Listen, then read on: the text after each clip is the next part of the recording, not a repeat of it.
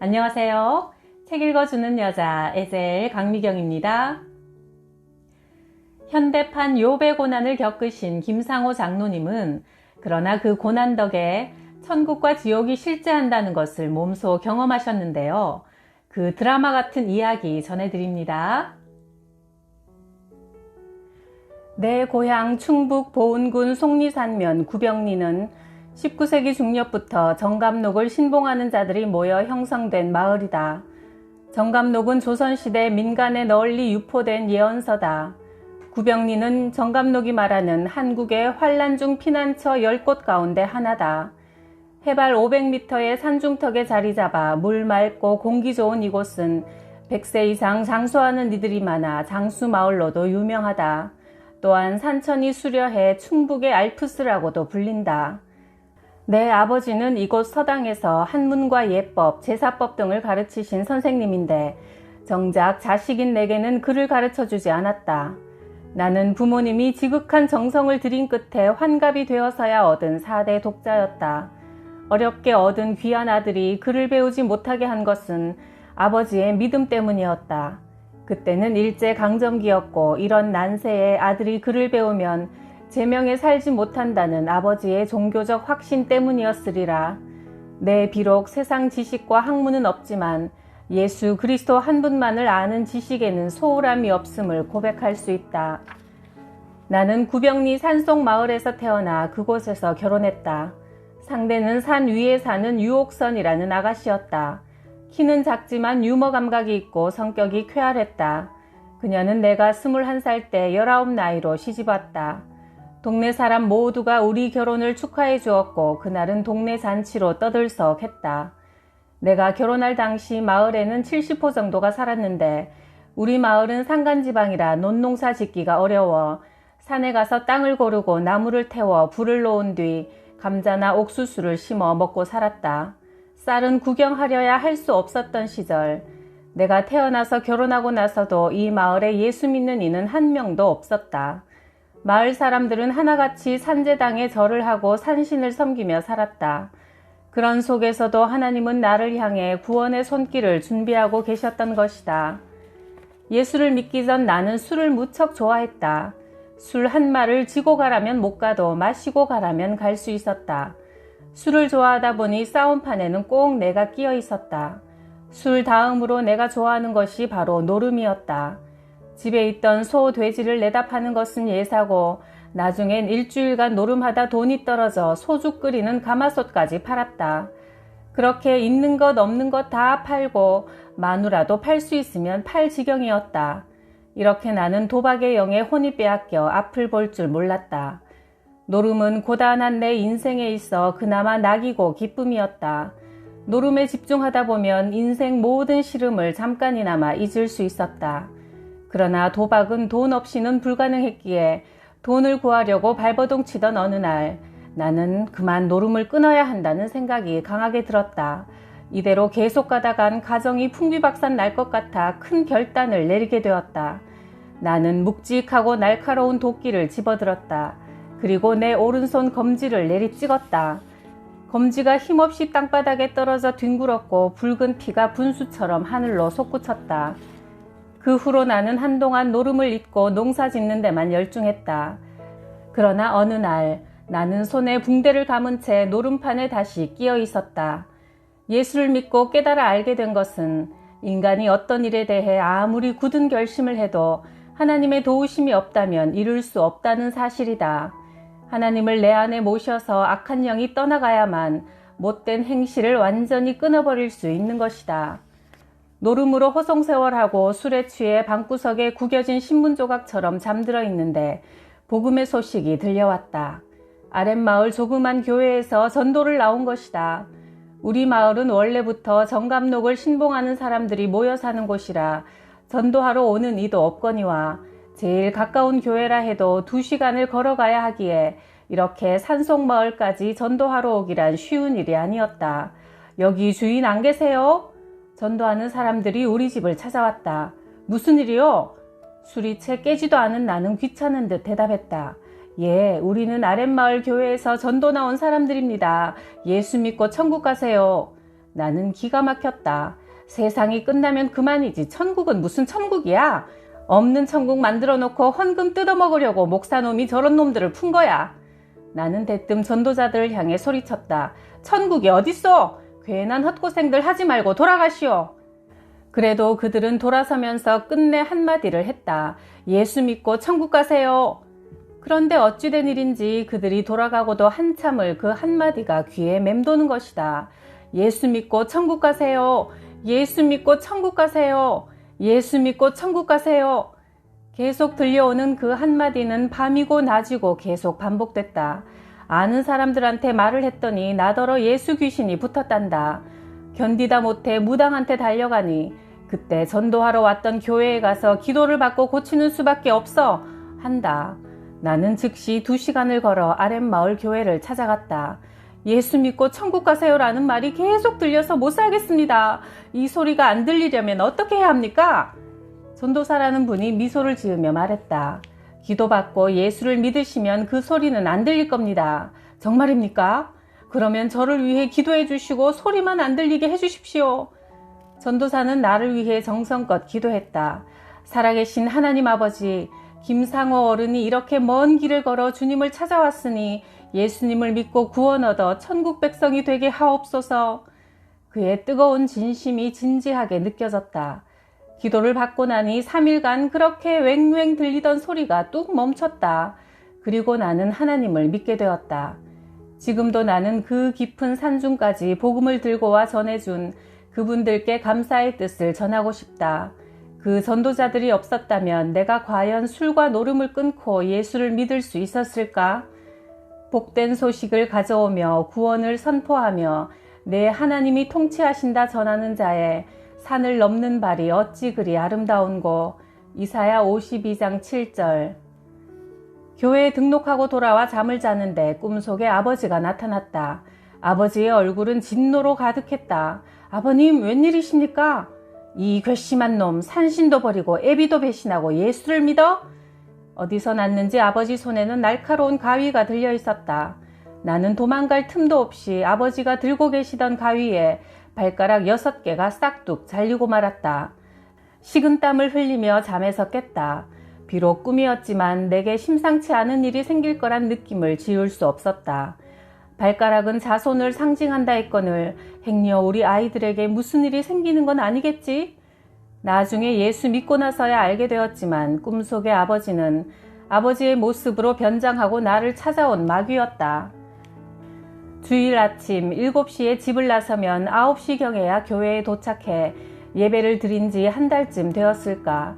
13살인 큰딸 양옥이가 갑자기 다리가 아프다고 했다.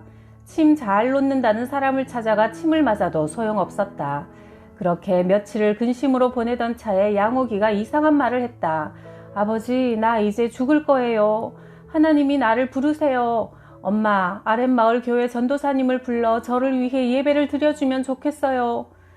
그때 나는 이것이 더 이상 인간의 힘으로 어찌할 수 없는 일임을 직감했다. 그리고 십리 밖에 있는 교회까지 한달음에 달려갔다. 전도사님, 큰일 났습니다. 제 딸 양옥이가 숨이 넘어가고 있습니다. 전도사님이 오셔서 임종 예배를 드려주면 좋겠답니다. 전도사님은 일이 심상치 않음을 직감했는지 성경을 집어들고 나를 따라 구병리로 뛰었다. 집으로 헐레벌떡 뛰어가고 있는데 갑자기 얼마 전 꿈이 생각났다. 아버지가 내 발가락 6개를 자르시더니 설마 이것이 시작인가? 정말 산신령이 노했단 말인가? 머릿속이 별의별 생각으로 혼란스러웠고 어느새 발은 집 앞을 들어서고 있었다. 예배가 시작되자 전도사님은 환상이 보인다고 했다. 새하얀 옷을 입은 천사들이 딸아이에게 자신들과 같은 옷을 입혀 하늘로 데리고 올라간다는 것이다. 잠든 딸의 모습이 어찌나 평화로운지 천사의 얼굴이 바로 이렇지 싶었다. 그렇게 첫 딸을 천국으로 보냈다.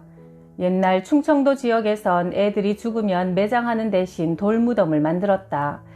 딸의 시신을 지게에 싣고 돌무덤을 만들러 가는 길, 끝없이 흘러내리는 눈물을 어찌할 바 몰랐다. 손수 돌무덤을 만들고 그 앞에 무릎을 꿇고 눈물로 기도드렸다. 하나님, 우리 딸의 영혼을 불쌍히 여겨 주옵소서. 내 아직 신앙이 깊지 못하여 하나님의 깊은 뜻을 다 헤아릴 수 없사오나 여기에도 분명 하나님의 섭리가 있으리라 봅니다. 내 딸의 영혼을 받으시고 천국에서 다시 만나게 하옵소서. 이렇게 첫 딸의 장례를 치렀는데 한 달 후 둘째 딸에게도 똑같은 일이 벌어졌다. 나는 정신을 차릴 수 없었다. 그때는 내 눈에도 천사가 보였다. 천사들이 딸에게 흰옷을 입혀주었고 먼저 하늘나라로 간 언니가 동생의 이름을 부르고 있었다. 여기 정말 좋아. 아픔도 슬픔도 없는 나라야. 정말? 그렇다니까 빨리 와. 너무 좋은 나라야. 그리고 둘째 딸도 3일을 앓다 죽고 말았다. 딸을 산에다 묻고는 딸의 영혼을 하나님께 부탁했다. 교회 나간 지 3개월이 되었을 때 셋째 딸에게 열이 펄펄 끓었다. 아이는 아무것도 먹지 못하고 3일을 앓더니 천국으로 가고 말았다. 교회 나간 지 4개월이 되었을 때 넷째 딸도 3일을 앓다 가버렸고 그 후 다섯째 딸도 똑같이 잃고 말았다. 딸 5을 보내고 2 아들만 남겨졌을 때다. 첫째 아들은 살아서 지금 목회를 잘 하고 있지만 둘째 아들은 병에 걸렸다. 정신이 혼미해졌다. 나는 산에 올라가 하나님께 죽을 힘을 다해 기도드렸다. 하나님, 내 아들 좀 살려주세요. 제가 4대 독자 아닙니까? 딸 5이 죽었는데 아들마저 데려가시면 저는 어떻게 합니까? 차라리 아들을 살려주시고 내 영혼을 걷어가소서. 나는 그날 밤을 마지막이라 생각하고 혼신의 힘을 다해 기도한 뒤 집으로 돌아왔다. 그런데 집 마루에 뭔가가 흰 보자기에 씌어져 있었다. 여보, 이게 뭐요? 어젯밤에 갑자기 가버렸어요. 하늘이 노을해지고 도저히 정신을 차릴 수 없었다. 정녕 이럴 수가 있단 말인가? 예수 믿으면 복 받는다고 예수쟁이들이 그러지 않았던가? 딸 5의 아들까지 보냈으니 정말 하나님이 존재하긴 하는 건가? 내 살점보다 귀한 6 자식들을 데려가시니 나는 어떻게 살란 말인가? 나는 배신감과 분노에 흰 보자기를 걷어제치고 죽은 아들을 향해 울부짖었다. 훗날 내 아내는 그때의 내 모습을 떠올리며 꼭 미친 사람 같았다고 얘기했다. 산에 아들의 무덤을 만들고 통곡하던 나는 결국 기절하고 말았다.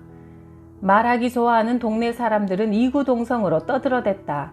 자네 소식 들었나? 아, 글쎄 김상원의 말이야. 야소교 믿다가 쫄딱 망한 거.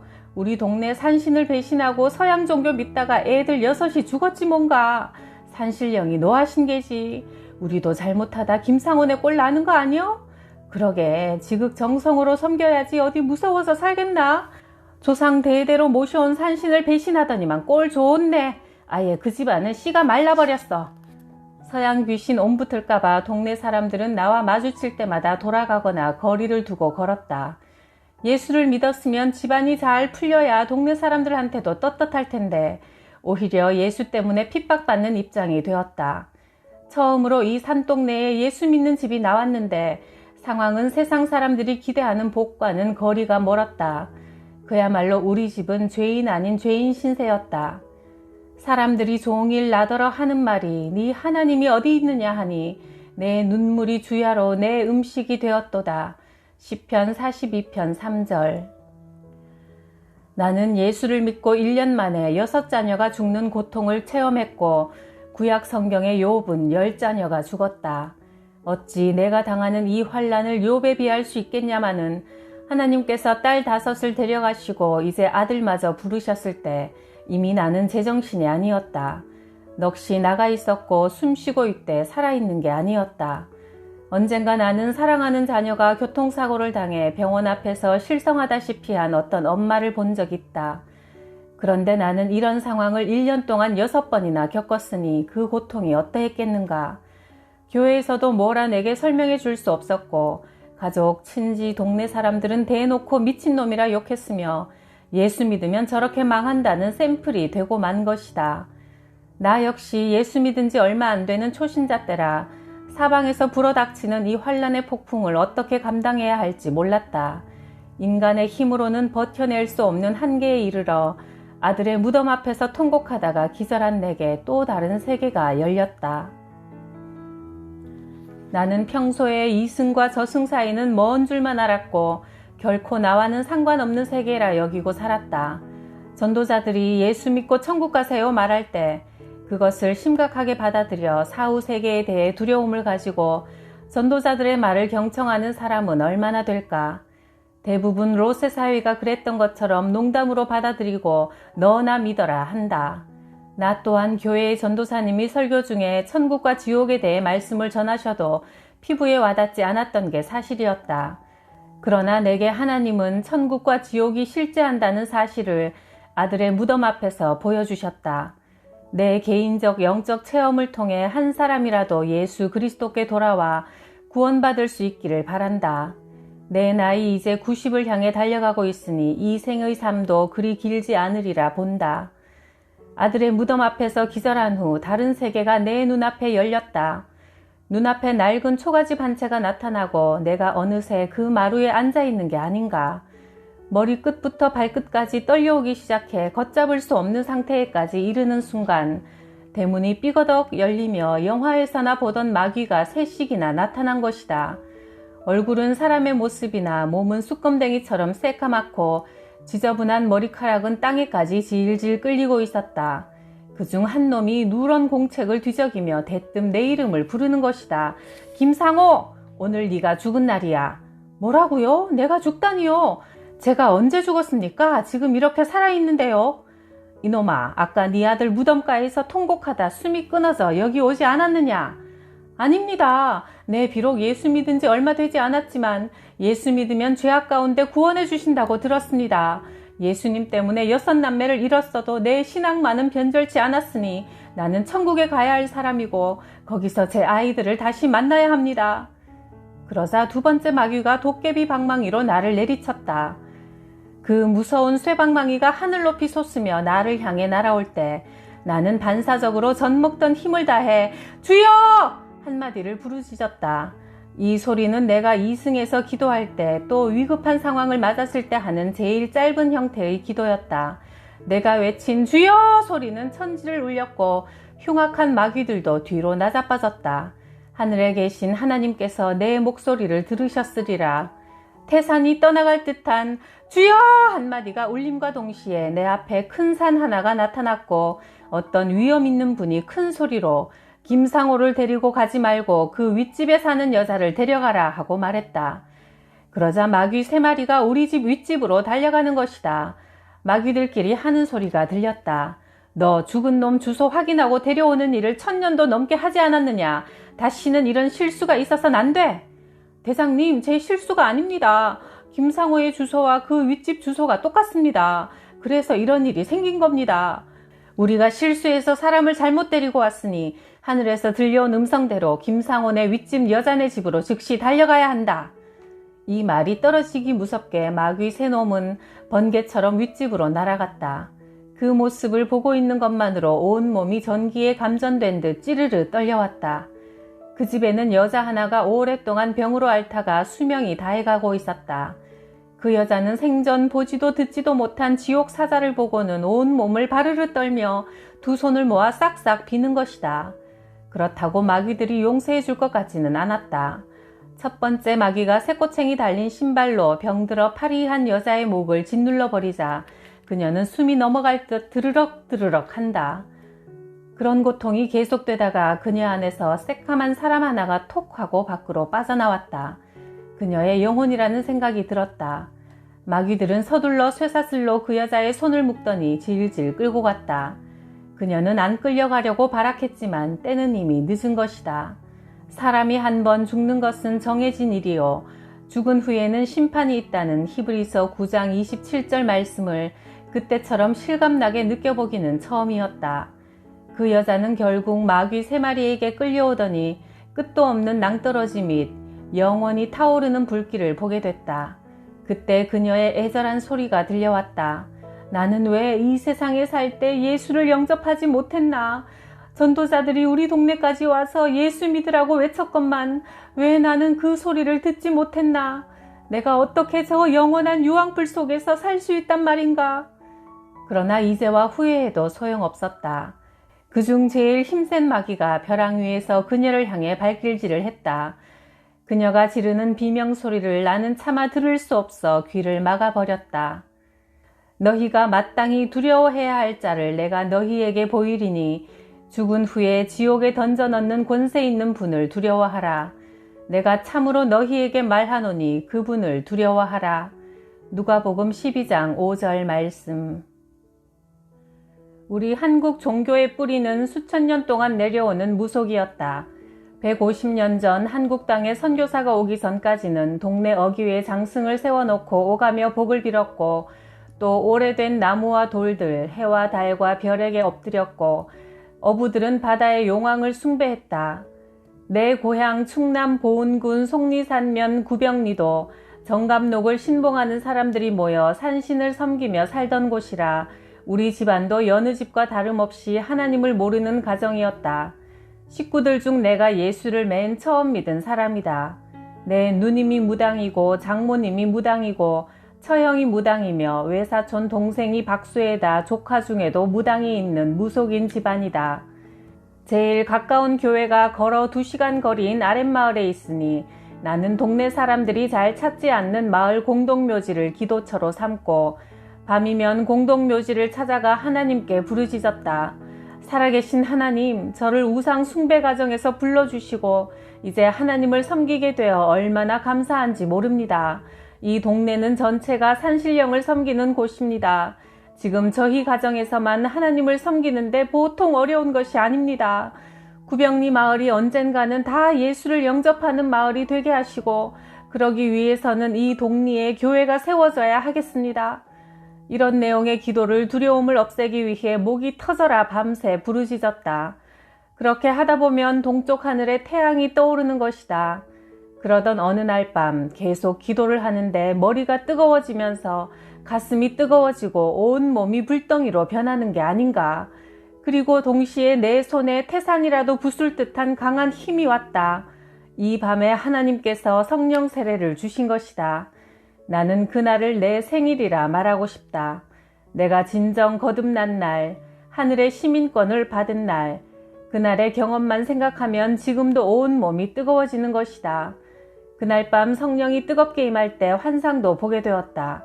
면류관을 쓰시고 흰옷 입으신 주님께서 내 등을 어루만지시며 내가 너에게 병 고치는 능력을 주리라 말씀하시고 내 곁을 떠나셨다. 그 후로 손에 묵직한 느낌이 오면서 손등이 뜨거워졌다. 당시에는 정신병 환자들이 많았는데 우리 집으로 사람들이 몰려들기 시작했다. 환자들이 고쳐지면서 소문이 이 동네 저 동네로 퍼져서 우리 집에 그 당시 환자들이 들끓었다. 동네에 50살 된 여자가 미쳐서 돌아다니며 사람을 패고 기물을 파손했다. 그 가족들이 내게 와서 치료해달라고 부탁했다. 그날부터 나는 3일간 금식하고 3일 되던 밤에 그 여자에게 물어보았다. 너는 누구냐? 나는 속리산 절에 30년 된 중이다. 내가 예수의 이름으로 명하노니 이 여인에게서 묶음을 놓고 떠나가라. 그때 이 여자가 쓰러지면서 거품을 흘리고 숨을 쉬지 않는 것이 꼭 죽은 사람처럼 되었다. 그래서 나는 새벽 4시까지 마귀 쫓는 찬송을 불렀다. 그러자 그 여자는 눈을 부비며 일어나 아무 일도 없었다는 듯 멀쩡해져서는 사방을 둘러보며 밥 좀 주세요 했다. 맛있게 먹고 나더니 잃었던 기력을 회복하고 온전한 정신으로 하나님께 영광을 돌리는 것이다. 동네 또 어떤 남자는 노름을 하다가 돈이 떨어져 집에 가서 돈을 가져오려고 지름길인 공동묘지를 지나가게 되었다. 그런데 누가 자기 이름을 부르기에 뒤돌아보았는데 그 순간 귀신이 들어가 그는 힘이 장사가 되었고 옷을 벗고는 온 동네를 날뛰며 돌아다니는 것이다. 사람들은 내게 이 사람을 고쳐달라고 데리고 왔다. 나는 그를 치료하기 위해 하루에 한 끼씩 금식하며 밤새 철야 기도를 했다. 14일쯤 되는 어느 밤 기도하다가 환상이 보였다. 큰 살모사 뱀이 그 정신병 환자 속에서 나오기에 몽둥이로 때렸더니 뱀은 멀리 도망가고 말았다. 이 환상을 본 후 그는 온전한 정신으로 자기 집으로 돌아갔다. 이 일로 인해 동네에서는 잔치가 열렸고 과연 하나님은 살아계시다고 사람들은 말했다. 당시는 교회가 세워지기 전이라 우리 집에 모여서 예배를 드렸는데 그로 인해 불신자들이 몰려들었고 고침받은 그 분은 후에 교회의 재정 집사님까지 되셨으니 이것이 바로 초대교회 사도행전의 역사가 아니고 무엇이랴. 공동묘지에 가서 하나님께 성전 지을 땅을 달라고 날이면 날마다 부르짖던 어느 날 밤 환상을 보게 되었다. 보은 군수가 찾아오셨기에 돗자리를 깔아드리고 대접해 드렸는데 이튿날 친척 중 한 사람이 교회 부지를 기증한 것이다. 그러나 교회를 지으려 해도 돈이 없어 산에 가서 성전 대들보용 나무를 베어왔다. 그런데 얼마 후에 보니 윗집 사람이 그 대들보를 가져다가 옥수수 말리는 용도로 사용하고 있었다. 내가 찾아가서 말했다. 이 나무는 성전 대들보용으로 우리 성도들이 산에서 베어온 것이니 돌려주십시오. 그러자 생사람 잡지 말라며 우리 나무일세라고 펄쩍 뛰는 것이다. 하도 우겨서 그냥 돌아와서는 하나님께 기도만 했다. 하나님, 저 나무는 이미 주님의 것으로 구별된 대들보인데 저들이 자기네 것이라고 저렇게 우기니 주님께서 직접 해결해 주십시오. 이렇게 부르짖자 하나님은 우리 기도에 응답하셨다. 그 집에는 큰 소가 한 마리 있었는데 갑자기 외양간에서 뛰쳐나오더니 항아리에 가득 담긴 보리쌀 2마리를 정신없이 먹고는 배가 남산만해졌고 결국 배가 터져서 죽고 말았다. 그러자 그 집 사람들이 벌떼처럼 우리 집에 몰려들어 씩씩거리며 말했다. 너희가 밤마다 공동묘지에서 우리 소 죽으라고 기도했지? 우리는 그런 기도는 안 합니다. 안 하긴 뭘 하네. 그렇지 않고서야 멀쩡하던 소가 저렇게 죽어 갑자기 나자빠질 리가 있어? 말도 안 되는 생트집으로 우리 가족을 위협했다. 그 위급한 상황 속에서도 내가 말했다. 그 나무를 돌려주십시오. 그 나무는 당신 것이 아니오. 그러자 그들은 대문을 발로 차고 나가더니 조금 후에 동네 사람들과 소 주인의 동생이 술을 잔뜩 마시고 손에는 낫을 들고 휘두르면서 나타났다. 김상호 나와라. 예수쟁이 죽여버리겠다. 막다른 골목 절박한 순간 나는 기도했다. 주님 어떻게 해야 합니까? 두려워하지 마라. 내가 너와 함께하니 담대하라. 그 순간 온몸에 강한 전류가 흐르는 듯 주님의 능력이 임하는 것을 느꼈다. 낫을 휘두르며 다가오는 그들을 향해 내가 주여 하고 외치자 이 큰 소리에 낫을 휘두르던 청년이 뒤로 나자빠지는 것이다. 그는 거품을 흘리며 간질 환자처럼 되고 말았다. 그것을 구경하고 있던 동네 사람들은 그를 업고 나가며 이렇게 말했다. 야소신이 이겼네. 그런데 거품을 물고 쓰러졌던 그 자의 아버지가 또 갑자기 죽어버렸다. 어찌 보면 내 원수의 집이지만 나는 예수 사랑을 전하기 위해 쌀 2마리를 가지고 조문을 갔다. 그리고 3일장을 치를 때까지 이를 도우며 관을 메고 산에 오르고 장지까지 갔다. 그러자 나를 보는 동네 사람들이 예수쟁이는 뭐가 달라도 달라라는 것이다. 그 뒤 1년 후에 교회가 구병리에 세워졌으니 이 얼마나 감격스러운 일인가. 산제당을 만들어 놓고 1년에 2번씩 산신령에게 제사를 드리는 산골마을에 하나님의 성전이 세워지다니. 비록 흙벽돌로 지은 조그만 예배당이지만 내가 전도한 믿음의 식구들은 얼싸안고 좋아하며 성전을 주신 하나님께 감사의 찬양을 올려드렸다. 나는 예수 믿을 때부터 결심한 것이 있다. 행함이 있는 성도가 되자. 행함이 없는 믿음은 죽은 믿음이라고 하셨으니 나의 행동으로 신앙을 보여주자. 또 한 번 동네에 초상이 났을 때 장지까지 따라갔는데 그 중에 술 먹은 사람이 절벽에 떨어져 죽게 되었다. 머리 절반이 깨져 피투성이었다. 어느 누구 하나 거드는 사람이 없어 내가 그를 들쳐업고 산에서 내려와 또 초상을 치러주자 동네 사람들이 이구동성으로 말했다. 예수를 믿으려면 김상호처럼 믿어야 돼. 그럼 저 사람은 진짜 예수쟁이야. 소백산에서 중노릇하던 사람이 구병리까지 찾아들었다. 그에게는 집이 없기에 교회 옆집에서 살도록 해주었다. 그는 평생 부처를 섬겨온 사람이었지만 주일날은 교회에 와서 예배를 드렸다. 나를 봐서 예의상 나오는 것이다. 나는 추석이나 설날에 스님을 우리 집에 모셔 음식을 잘 대접했고 옷이 없는 그에게 옷도 나눠주며 예수 사랑을 전했다. 하루는 내가 그에게 말했다. 스님, 이제 예수님을 영접하시지요. 제가 매주일 교회 나가지 않습니까? 그런 거 말고 진정 예수님을 마음으로 영접했으면 좋겠습니다. 종교는 다 같은 것입니다.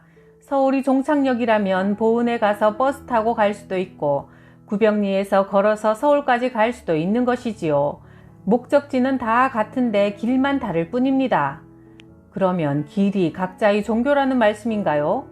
그렇지요. 기독교를 믿든 불교를 믿든 결국은 천국에서 만나게 되는 것이지요.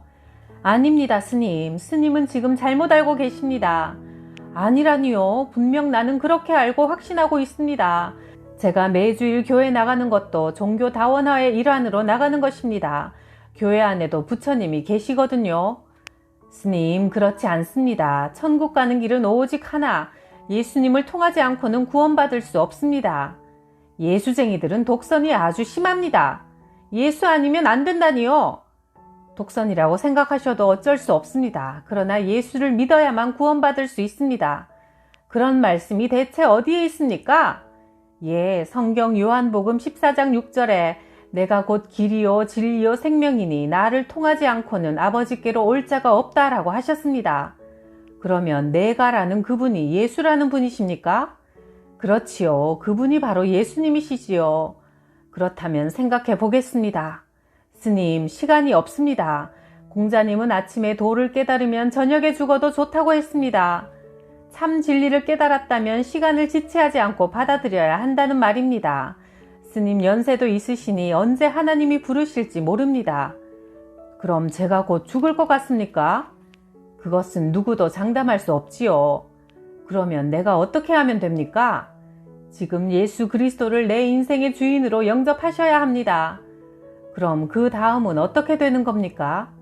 나의 구주로 예수님을 영접하시면 그분은 스님 마음속에 오셔서 영원히 거하시게 됩니다. 내가 너희에게 영생을 주노니 영원히 멸망치 아니할 것이요 또 저희를 내 손에서 빼앗을 자가 없느니라고 요한복음 10장 28절에서 말씀하셨습니다. 그것이 정말입니까? 무엇인지 모르지만 지금 내 마음이 뭉클하면서 변화를 느끼고 있습니다. 왜 그렇지요? 지금 주님께서 스님 마음속으로 찾아오셨기 때문입니다. 그럴 수가 있는 것입니까? 그럼요. 그분은 살아계신 하나님이시니까요. 그리하여 그 스님은 예수를 영접하여 10년간 이곳에 머물다가 주님 품에 안기게 되었다. 무당 장모님이 우리 집에 머물고 계실 때였다. 어머님, 예수 믿고 천국 가세요. 자네나 잘 믿게. 나는 내가 믿는 신이 있어. 그 신은 참 신이 아닙니다. 여보게, 신을 바꾸면 내게 큰 환란이 오고 귀신이 해코지를 한단 말이야. 말처럼 그게 쉬운 일이 아니야. 장모님의 생사가 달린 문제입니다. 이 세상만 있는 것이 아니라 죽음 후의 세상도 존재하는데 예수를 믿지 않으면 영원한 지옥불에 고통당합니다. 죽은 후에 무슨 심판이 있어? 이 세상이 끝이지. 내가 아무리 설득해도 장모님은 콧방귀도 안 뀌는 것이다. 지금 우리 집에 머무는 것은 하나님께서 내게 전도하라는 기회로 주신 것인데 어떻게 해야 할까? 고민하다가 나는 금식 기도를 하기로 했다. 어머니가 예수 믿는다고 하실 때까지 저는 물도 안 마시고 밥도 안 먹겠습니다. 뭐라고? 자네 왜 그러나? 종교는 자유라고 내 여러 번 말하지 않았나? 괜한 고집 부리지 말고 밥 먹고 농사를 지어야지. 그게 무슨 말인가? 어머니의 뜻을 알았으니까 나는 나대로 하겠습니다. 그래서 나는 물과 밥을 입에 대지 않고 농사일을 했다. 산을 오르락 내리락 하며 일해야 하니 하루에 밥을 몇 번씩 먹어도 허기가 지는데 낮에 태양은 내리쬐고 몸에는 땀이 비오듯 쏟아졌지만 물도 먹지 않으니 보통 고역이 아니었다. 이틀 3일이 지나자 장모님도 걱정이 되는 눈치였다. 나는 이 때를 놓치면 장모님의 영혼 구원의 기회는 다시 오지 않을 듯해 더욱 금식하며 매달렸다. 이제 나에게 인간의 한계가 오고 말았다. 6일째 쓰러져 버렸다. 장모님은 내 손을 잡더니 이렇게 말했다. 여보게, 예수 믿으라는 것 빼고는 다 들어주겠네. 예수 영접하지 아니하시면 저는 이대로 죽을 것입니다. 정 그렇다면 내가 할 수 없지. 이러다간 하나밖에 없는 사위가 죽을 테니 지금까지 내가 섬겨오던 모든 신을 버리고 나도 이제부터 자네 따라 예수 신을 섬기겠네. 정말이십니까, 장모님? 순간 가슴 속에 뜨거운 눈물이 흐르는 게 느껴졌다. 이렇게 해서 나는 금식기도 6일 만에 무당으로 잔뼈가 굵은 장모님을 하나님께로 인도했다. 할렐루야. 한 영혼을 마귀 나라에서 빛의 나라로 데려오기 위해 생명건 기도를 할 때 하나님께서 반드시 응답하신다. 나는 농사를 지으면 첫 열매는 무조건 하나님께 드렸다. 옥수수 농사를 지을 때였다. 큰아들이 동생과 함께 옥수수를 따서 구워 먹은 것을 알게 됐다. 옥수수 구워 먹었냐? 옥수수는 본 적도 없고 밭에 가지도 않았습니다. 나는 고민하기 시작했다. 어떻게 해야 할 것인가? 그까짓 옥수수 몇 개 구워 먹은 것 가지고 아이에게 뭐라 말하는 것은 좀 심하지 않은가? 그냥 지나갈까? 하는 생각도 마음 한쪽에 있었지만 아직 첫 열매를 하나님께 드리지도 않은 상태에서 옥수수를 따서 구워 먹은 것은 도저히 용서가 되지 않았다. 이 일을 그냥 놔둔다면 내 아들을 하나님을 업신여기고 제물로 쓸 고기를 먼저 먹어버린 엘리 제사장의 아들 홈리와 비느하스처럼 만드는 결과를 가져오게 된다. 결코 내 아들을 그렇게 만들고 싶지 않았다. 나는 마음이 몹시 아팠지만 아들을 골방으로 끌고 가서 매질했다. 다른 것에 대해서는 용납할 수 있지만 하나님에 대한 것은 일치의 양보도 있을 수 없었다. 아들은 온몸이 퉁퉁 부어 이틀이나 학교를 쉬어야 했다. 아들을 때리고 나도 마음이 아파 이틀간이나 농사일을 손 놓고 아들의 영혼을 위해 기도했고 그 아들은 마침내 목사가 되어 목회를 잘 하고 있다. 이 아들은 내가 정신병 환자들 속에 있는 귀신을 주님의 이름으로 내쫓을 때도 같이 있었고 공동묘지에서 생명 바쳐 기도할 때도 함께 가서 내 모습을 보고 자랐다. 지금 생각하니 하나님께서 주의 종으로 삼으시려는 계획이 있으셨던 것이다. 그래서 아들은 이 세상에서 나의 최고의 스승은 어떤 훌륭한 목사도 아닌 바로 내 아버지이며 지금까지 우리 아버지만한 분을 만나본 적 없습니다. 라고 고백한다. 아들에게 존경을 받는다는 것은 결코 쉬운 일이 아니다. 지금까지 나는 오직 주님한테 잘 보이려고 살아왔는데 목회자 아들에게도 인정받으니 그 기쁨은 말로 다 형용할 수 없이 감사하다. 언젠가 내 아들의 친구가 아랫마을 삼가 초등학교 근처 가게에서 물건을 사면서 주인에게 이렇게 물어보았다. 아저씨, 혹시 윗마을 구병리의 김상호 씨 압니까? 네, 압니다. 그분 어떻습니까? 아, 예, 그분은 살아있는 부처입니다. 이렇게 답한 사람은 아마도 절에 나가는 불자일 테고 자기가 볼 때는 나에 대한 최고 점수를 준 것이다. 예수 믿은 지 50년 세월 동안 나는 나를 위하여 살지 않았고 사람 눈치도 보지 않았고 오직 나를 위해 죽으신 예수님의 뜻대로 살려고 노력했다. 나는 오갈 데 없는 외로운 할머니를 3년 동안 예수 사랑을 전하기 위해 우리 사랑방에서 모신 적도 있다. 결혼도 5번이나 했으나 자식이 없는 불쌍한 할머니는 마지막 삶을 우리와 함께했다. 내 유일한 소원은 훗날 주님 앞에 섰을 때 착하고 충성된 종아 참 잘했다 칭찬받는 종이 되었으면 하는 것뿐이다. 욥은 10남매가 있었으나 마귀의 농간으로 다 죽었고 나도 예수를 믿고 1년 만에 6남매가 죽었다. 하나님께서 욥에게 다시 10남매를 주셨고 나는 다시 하나님께서 5남매를 주셨다. 오래전 내 아버지는 산제당을 만들어 동네 사람들과 산신을 섬겼는데 하나님께서 나를 불러주셔서 이 동네에서 처음으로 예수를 믿게 하시고 구병 제1교회를 지어 50년 동안 한 교회를 섬기게 하신 은혜에 감사드린다. 이 교회를 통해 많은 신앙인들과 훌륭한 주의 종들이 배출되어 세계 만방에 그리스도의 복음을 전하고 있다. 처음 내가 예수 믿을 때는 동네 사람 대부분이 산신을 섬겼지만 이제는 80%가 교회에 나온다. 구병교회를 찾아와서 하나님께 영광 돌리는 모습을 볼 때 어찌 감사치 않으리요. 아들 김 목사는 갈릴리 교회를 개척할 때 처음에 4사람이 모여 밤 10시부터 다음날 새벽 4시까지 무기한 철야 기도를 시작했다. 첫날 밤 주님이 잔잔한 음성으로 말씀하셨다. 사랑하는 종아, 교회도 성도도 너의 앞날도 다 내게 있다. 너는 부지런히 기도하거라. 기도가 생명이다. 기도는 하늘의 능력을 끌어오는 것이다. 네, 주님 명심하겠습니다. 아들과 성도들은 계속 기도에 전념했고 그 이후 놀라운 일들이 계속 일어났다. 철야 기도한 지 2개월째 되던 날 어느 목사님 내외분이 아들 목사 교회를 찾아와 말했다. 저는 서울에서 목회하고 있는데 얼마 전 목매달아 죽으려다 실패한 어떤 자매에게 안수기도를 했습니다. 그때 그 자매의 입으로 귀신이 말하기를 나는 빨간 넥타이로 목매달아 죽은 여자다. 내가 2년도 목매달아 죽여야 해. 네가 뭔데 나를 괴롭혀? 내가 복수할 거야. 그래서 제가 그 자매를 향해 외쳤지요. 더러운 귀신아, 예수 이름으로 명하노니 자매에게서 떠나가라. 그래서 그 자매는 고침을 받았습니다. 그런데 이상한 일이 벌어졌습니다.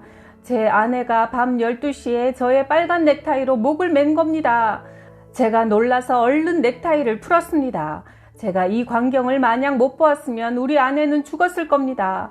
목사님, 세상에 이런 일도 있는 겁니까? 제가 아내의 얼굴을 보니 예전의 모습이 아니고 꼭 다른 사람 같았습니다. 저대로 놔두면 아내가 또 언제 죽을지 모른다는 생각이 들어 이렇게 찾아오게 된 것입니다. 아들 김 목사는 명령했다. 이 더럽고 악한 자살의 영아 예수 이름으로 명하노니 이 사모님에게서 당장 떠나가고 다시는 들어오지 마라. 사모님은 악한 영에서 해방을 받았고 다시 이전의 모습으로 돌아와 사모의 역할을 잘 감당하고 있다. 주님만이 하실 수 있는 능력이다. 어느 여집사님이 아들 김 목사를 찾아왔다. 저는 남편하고 이혼하고 혼자 살고 있습니다. 저에게 친오빠가 있었는데 2년 전에 교통사고로 죽었습니다. 가족들은 화장하자고 했지만 저는 오빠하고 무척 친했기 때문에 제가 매장하자고 우겨서 좋은 곳에 땅을 사서 묘를 했습니다. 장례하고 돌아와서 잠이 오지 않아 밤 12시까지 누워있는데 그때 오빠가 나타났습니다. 오빠는 죽었는데 생생히 산 사람의 모습으로 왔기 때문에 너무 놀라서 제 손발을 꼬집어 보았지만 생시였고 나는 오빠와 밤새도록 대화를 나눴습니다. 그러다가 오빠는 새벽에 밖으로 나갔고 그렇게 2년간 나를 찾아왔습니다. 그래서 이제 저도 밤만 되면 오빠를 기다립니다. 어떨 땐 오빠가 무덤에 함께 가자고 해서 무덤으로 가기도 합니다. 어느 날 오빠가 이런 말을 했습니다. 네가 오빠 있는 곳에 오고 싶거든 차를 몰고 저수지로 들어와라. 그래서요? 저는 정신없이 차를 몰고 댐으로 돌진해서 그만 바위에 차가 걸려 시동이 꺼졌고 그 순간 정신이 확 돌아오더라고요. 아, 내가 귀신의 씨였구나. 제가 지금 이런 상황에 놓여 있습니다. 그래서 그 집사님은 교회에서 일주일 동안 기도하며 하나님께 매달렸다. 이제는 밤에 잠도 잘 자고 오빠도 더 이상 나타나지 않는다. 마귀는 우리를 홀려서 지옥으로 끌고 가려 한다. 정신 바짝 차리고 늘 깨어 기도하며 마귀를 대적해야 할 것이다.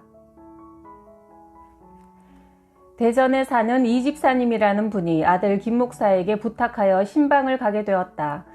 그 집에는 14살 된 아들이 있는데 엄마에게 엄마라고 부르지 않았다. 엄마가 주는 밥도 먹지 않고 우울증이 심해 말도 안 하고 학교에 다녀오면 방에 들어가서 나오지 않았다. 아들 목사가 기도한 다음 말했다. 이 집에서 자살한 젊은 여자분이 계신가요? 그들은 깜짝 놀랐다. 아니, 그건 우리 집안 비밀인데 어떻게 아십니까? 저는 모르는데 주님이 알고 계시네요. 얼마나 마음의 상처가 크셨습니까? 그러자 그 남편은 엉엉 울며 사실을 털어놓았다. 지금 부인은 재혼한 아내입니다. 14년 전에 제 아내가 화장실에서 목매달아 자살했습니다. 그때 우리 아들은 1살이었습니다. 재혼한 아내는 자식도 낳지 않고 우리 아들을 정성껏 키우려고 하는데 아들은 엄마가 주는 밥도 먹지 않고 엄마와 대화도 하지 않고 학교 갔다 와서는 혼자 있습니다. 우리가 예배를 드릴 때도 아들은 자기 방에서 나오지 않았다. 예배 후에 아들에게 안수기도를 하자 이게 웬일인가? 중학생 아들이 괴성을 지르며 말했다. 내가 엄마다. 내가 아들 속에서 살았다. 왜 네가 내 아들을 빼앗아가려고 하냐? 네가 주는 밥도 못 먹게 했고 너랑 대화도 못하게 하고 내가 너희 가정을 붕괴시키려고 했는데 억울하다. 김 목사가 명령했다. 이 더럽고 악한 영아, 예수님의 이름으로 명하노니 사랑하는 아들에게서 떠나가라.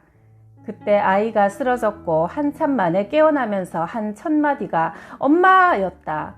더욱 놀라운 것은 새엄마를 끌어안으며 엄마 사랑해요 하는 것이다. 온 가족은 울며 웃으며 기쁨이 가득했다. 이 가정이 지옥에서 천국으로 변한 것이다. 주님이 역사하는 현장에는 마귀가 떠나가고 언제나 천국이 이루어진다. 어느 바닷가에 사는 집사님 부부가 아들 김 목사를 찾아왔다. 우리 집사람은 우울증이 심하고 불면증 때문에 잠을 이루지 못합니다. 그리고 밤마다 누가 부른다며 자꾸 바닷물 속으로 들어갑니다. 그래서 제가 끌어낸 적이 한두 번이 아닙니다. 이런 세월이 3년이나 됩니다. 그래서 김 목사는 기도드렸다. 그때 느껴지는 것이 있었다. 혹시 가족 중에 물에 빠져 죽은 사람 없습니까? 그들은 깜짝 놀랐다. 제 어머니가 바닷가에서 조개를 잡다가 밀물때 미쳐 빠져나오지 못하고 물에 빠져 돌아가셨습니다. 김 목사는 더욱 뜨겁게 기도했다. 이 더러운 죽음의 영아, 예수님의 이름으로 명하노니 이 집사님에게서 떠나가고 더 이상 괴롭히지 마라. 3년 동안 무의식 중에 사탄에게 끌려 바닷물 속으로 들어가던 집사가 마침내 하나님의 은혜로 귀신에게서 해방받아 마음의 천국을 이루며 살게 되었다. 그래서 1년에 5번씩 떡을 해가지고 오고 또 김 목사 교인들을 자기 집으로 초청해 각종 진귀한 해산물로 대접한다. 오늘날 어둠의 영에 사로잡힌 수많은 사람들을 보며 마귀를 대적할 수 있는 능력이 필요한 시대임을 절실히 느낀다. 우리의 싸움은 사람을 상대하는 것이 아니라 통치자들과 권세자들과 이 어두운 세상의 지배자들과 하늘에 있는 악의 영들을 상대로 하는 것이라. 그러므로 하나님이 주시는 무기로 완전히 무장하라. 그래야만 너희가 악한 날에 이 적대자들을 대항할 수 있다. 에베소서 6장 12절 13절 말씀. 스님 한 분이 아들 목사의 교회를 찾아왔다. 저는 행자부터 시작해 20년간 중노릇을 했습니다. 그런데 어느 날부턴가 다리에 좁쌀 같은 것이 생기더니 썩어들기 시작했습니다. 병원에서 검사를 했지만 원인이 불명이요.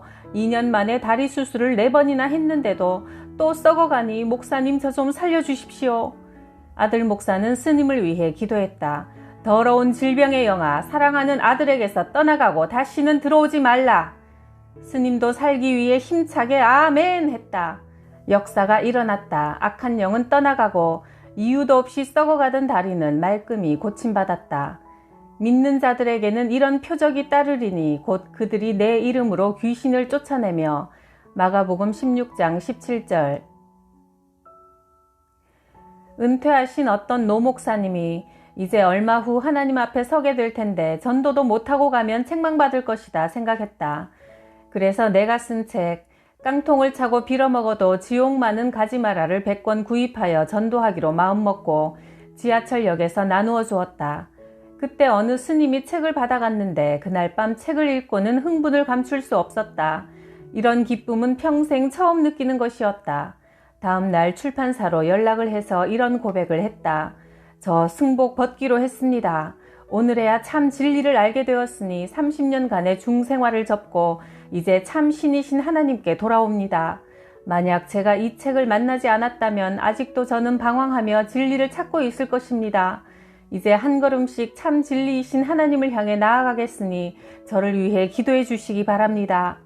그래요. 예수님 안에서 새 생명 얻으신 것을 진심으로 축하드립니다. 우리나라는 불교의 영향을 깊게 받은 나라라 불교인들이 많지만 그들 가운데도 택하신 백성이 분명 있을 것이다. 이들의 영혼 구원을 위해 더욱 기도에 힘쓰며 천국 복음을 전해야 한다. 아들 김 목사는 주일 저녁 어느 교회 전도사로부터 다급한 전화 한 통을 받았다. 우리 교회 목사님 좀 살려주세요. 우리 목사님이 다른 교회 부흥회를 인도하러 가셨는데 20일째 돌아오질 못하고 있습니다. 그게 도대체 무슨 말입니까? 우리 목사님은 원래 마귀의 존재를 인정하지 않는 분인데 부흥회 가신 교회에서 집회하던 중에 멀쩡하던 안수 집사가 미쳐버렸습니다. 그래서 그곳 담임 목사님과 집사 가정에서 우리 목사님을 붙잡아 놓고 돌려보내질 않습니다. 우리 목사님도 그곳의 목사님도 20일째 금식하며 교회를 떠나지 못하고 있고 안수 집사였던 사람은 미쳐서 온 동네를 휘젓고 다닙니다. 만약 그의 정신병을 고치지 못하면 교회 문을 닫아야 할 상황입니다. 월요일 새벽에 강사 목사님 부부, 그곳 담임 목사 부부, 안수 집사 부부가 아들 목사 교회에 도착했다. 강사 목사가 말했다. 이 문제가 해결 안 되면 저는 교회에서 사임해야 합니다. 부흥회를 열었던 담임 목사도 안수 집사가 정상적으로 돌아오지 못하면 저도 교회를 사임해야 합니다. 라고 했다. 보통 심각한 상황이 아니었다. 사탄과 귀신의 존재를 부정했던 강사 목사님이 겪는 드라마 같은 일이었다. 그 목사님들은 얼마나 안수 집사에게 휘둘렸던지 피곤이 역력했다. 다른 방법이 없었기에 금식하며 귀신을 쫓아내려 해보았지만 지금까지 사탄의 존재를 부정하던 사람이 갑자기 사탄아 물러가라 한다고 귀신이 물러가는 것이 아니었다. 아들 김 목사가 안수 집사를 향해 힘있고 당찬 목소리로 명령했다. 이 더러운 귀신아, 예수 그리스도 이름으로 명하노니 집사 속에서 당장 나와라. 기도받던 안수 집사는 거꾸러졌다. 그는 잠시 후 부스스 일어났다. 안수는 5분밖에 안 했다. 하나님의 역사는 시간에 얽매이는 것이 아니다. 집사가 마침내 정상으로 돌아오자 그곳에 모였던 목사님, 사모님들, 안수 집사 가정 모두 눈물바다를 이루었다. 사탄을 부정했던 목사님이 자기를 돌아보는 계기가 되어 김 목사에게 고백했다. 귀신의 존재를 인정합니다. 이제부터는 지식적인 목회를 하지 않고 무릎으로 목회하겠습니다. 하늘나라는 말에 있는 것이 아니라 능력에 있는 것임을 그 목사는 직접 체험한 것이다. 김 목사는 밤늦게 오 권사에게 전화를 받았다. 늦은 시간에 웬일이세요? 제가 몇 년 만에 친구 아들을 만났습니다. 친구는 그 사이에 죽고 그 아들은 가난 말기랍니다. 배가 복수가 가득 차서 병원에서는 3개월밖에 못 산답니다. 불쌍해서 제가 데리고 갈 테니 기도해 주세요. 권사님, 데리고 오지 마세요. 송장 치울 일 있습니까? 그러나 밤 9시에 오 권사는 택시를 타고 교회 앞에 도착했다. 김 목사는 택시 기사에게 말했다. 잠시만 기다려 주세요. 5분 후에 나올 겁니다. 김 목사는 환자를 고칠 자신이 없었기 때문에 잠시 기도만 하고 보낼 생각이었다. 환자에게 기도를 해주는 순간 주님이 말씀하셨다. 내 종아, 이 아들을 내가 불렀으니 복음을 전하고 기도해 주어라. 밖에서 기다리는 택시 기사를 보내고 밤새 기도하며 말씀을 전했다. 환자의 어머니는 모 기도원 원장인데 기도원에서 나온 헌금을 가지고 술 마시고 노름하고 방탕하게 사용했다. 하나님께 용서받지 못할 일들을 했으니 그의 간암은 이와 무관하지 않을 것이다. 아들 목사가 말했다. 의사가 죽는다고 했지 하나님이 죽는다고 하지 않았습니다. 집사님이 회개하면 살려주실 겁니다. 김 목사가 안수기도 하는데 환자는 몸을 바닥에 뒹굴면서 밤새 눈물로 회개했다. 그때 성령의 불이 그 가슴에 떨어졌다. 새벽 4시에 설사가 터져 남산만하게 복수가 찼던 배가 홀쭉해졌다. 아침에 환자가 말했다. 밥 좀 주세요. 배가 고파요. 밥 한 그릇을 뚝딱 먹더니 멀쩡해졌다. 하나님께서 그 밤에 회개의 눈물을 보시고 말기 간암을 고쳐주셨다. 창조주만이 할 수 있는 능력이다. 어느 목사님이 아들 목사를 찾아왔다. 그는 예전에 운동을 해서 덩치도 큰 분인데 지금은 온몸에 힘이 빠져 무기력하다고 한다. 제가 어느 산에 기도하러 갔다가 전광석화같이 빠른 속도로 악령이 가슴속으로 쑥 들어왔습니다. 그때부터 온몸에 힘이 사라지고 잠이 오지 않고 기도도 전혀 할 수 없습니다. 밥을 먹어도 소화가 되지 않고 밤에 누워 자면 가위에 눌려 식은땀을 흘립니다. 우울증도 심해 목회도 하기 싫어졌습니다. 그래서 아들 목사가 기도하자 어둠의 영은 자기 정체를 드러냈다. 이놈이 예수를 안 믿었으면 무당을 시키려 했는데 왜 이곳에 찾아왔어? 억울하고 분하다. 목사님을 괴롭히는 더러운 귀신아, 예수의 이름으로 명하노니 떠나가라. 목사님은 매주일 저녁에 와서 3년간 기도드렸고 지금은 능력 있는 목회를 잘 하고 계신다. 여전도사님 한 분이 아들 교회로 찾아와서 말했다. 목사님, 저는 공황증, 우울증, 조울증, 불면증에 시달립니다. 그래서 늘 죽고 싶습니다. 떨어져서 죽을까, 목매달아 죽을까, 약을 먹고 죽을까, 달리는 차에 뛰어들까 하는 생각이 떠나질 않고 또 폭식증이 있어 막 먹어댑니다.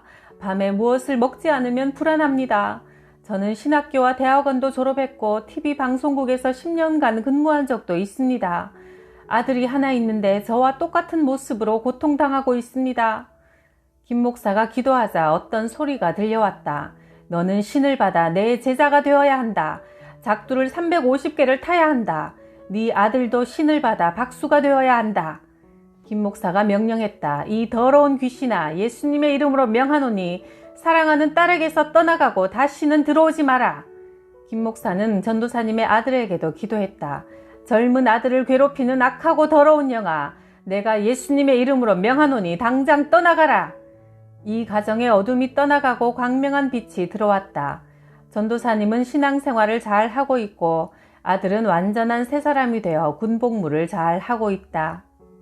예수께서 제자들에게 말씀하셨다. 이런 종류의 귀신은 기도로 쫓아내지 않고는 어떤 방법으로도 쫓아낼 수 없다. 마가복음 9장 29절. 아들 교회 김 집사는 몸이 아파 종합병원에 가서 검사를 하니 온 몸에 세균이 퍼져 수술을 할 수 없었다. 의사가 보호자에게 말했다. 3일이면 죽습니다. 장례 준비하세요.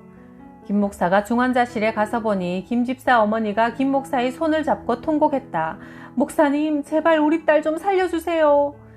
김 집사는 의식이 없이 겨우 숨만 쉬고 있었다. 김 목사가 머리에 안수를 하니 의식 없던 김 집사의 눈이 번쩍 떠졌다.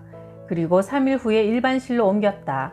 일주일 후에 병원에서 퇴원하여 신방을 가니 김 집사가 간증을 했다. 목사님, 제가 이런 이상한 경험을 했습니다.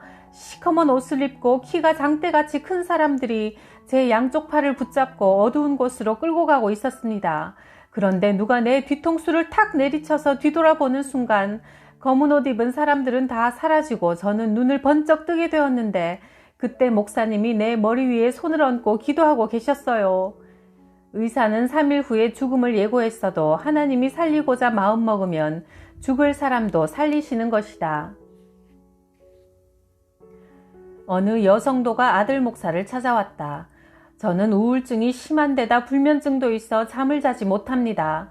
정신병원을 3번이나 다녀왔지만 효과가 없고 제가 호프집을 운영하는데 하루에 맥주 30병, 소주 3병을 마시고 담배도 하루에 1갑을 피웁니다. 술 마시고 경찰을 폭행해 유치장에서 한 달을 지내고 나온 적도 있습니다. 저는 정신과 약을 먹지 않고는 잠을 잘 수도 살 수도 없는 사람입니다. 그 교인은 3개월 동안 매일 교회에 와서 기도했고 술 30병 마시던 것을 끊고 담배도 끊게 되어 이제 마음이 편해져 잠도 잘 자게 되었다. 호프집을 그만두고 식당에 취직해 1년째 일하고 있다.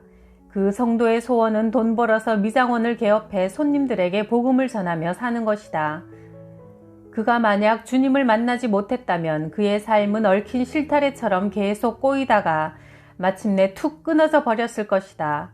하루에 맥주 30병과 소주 3병을 들이키면서 세상 기쁨을 얻으려 했지만 결코 만족을 얻지 못했고 담배로 인생의 시름을 날려보내려 했지만 그것도 불가능했다. 잠 못 이루며 고통 속에 신음하던 그 성도에게 마침내 예수님이 주인으로 찾아오시니 모든 문제가 해결 안 받고 쉼을 얻게 된 것이다. 80세 되신 어느 권사님이 아들 목사를 찾아왔다. 제가 영적으로 너무나 갈급하여 왔습니다.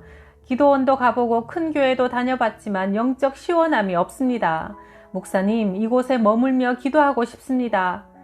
나중에 알고 보니 권사님의 큰아들은 부장판사, 둘째 아들은 대학교수, 며느리는 약사였고 60평 큰 아파트에 사셨지만 3년 동안 갈릴리 교회에서 머물며 기도에 힘쓰셨다. 하루는 판사 아들이 찾아왔다. 어머니, 집에 가시죠. 집이 없으세요? 가족이 없으세요? 그렇게 사정사정해서 집에 모셔놓아도 이틀이면 다시 교회로 오는 것이다. 좋은 집에 살면 뭐해요? 내가 하늘나라 갈 날도 가까운데 기도하고 전도해야지요. 하루는 권사님이 전도지를 들고 교회 앞 횡단보도에 서 있는데 여호와의 증인 2사람이 걸어오면서 권사님에게 전도지를 주었다. 권사님이 말했다. 당신들은 여호와의 증인이죠? 나는 예수의 증인이요. 여기 전도지 받으세요. 기도로 무장하면 이 권사님처럼 담대하고 지혜롭게 전도할 능력을 얻게 된다. 나는 기도가 생활이고 기쁨이고 즐거움이다.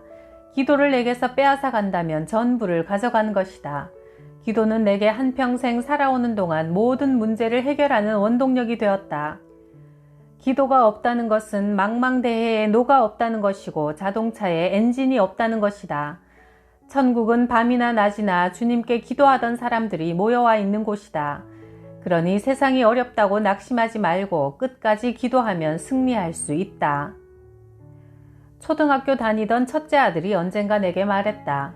아버지, 나 내일부터 학교 안 갈래요. 왜?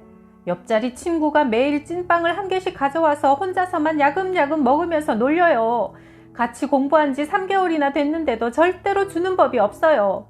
그래? 걱정하지 마라. 내가 날마다 찐빵 쪄줄게. 아들은 어떻게 그럴 수 있나 의아해하는 눈치였다. 나는 보온 장날에 소 한 마리를 팔아서 밀가루 한 차를 사서 집으로 가져왔다. 그리고 아내에게 말했다. 이제부터 매일 찐빵을 만들어 학교 갈 때 싸주시오. 아들은 찐빵 문제를 해결받아 기쁘게 학교를 다녔다. 우리 인생사 여러 어려운 문제를 만났을 때 하늘에 계시는 하나님 아버지께 구하면 나보다 더 선하시고 능력 있으신 하늘 아버지는 분명히 응답하시며 우리의 길을 팍팍 살려주실 것이다. 너희가 악할지라도 좋은 것을 자식에게 줄 줄 알거든 하물며 너희 하늘 아버지께서 구하는 자에게 성령을 주시지 않겠느냐.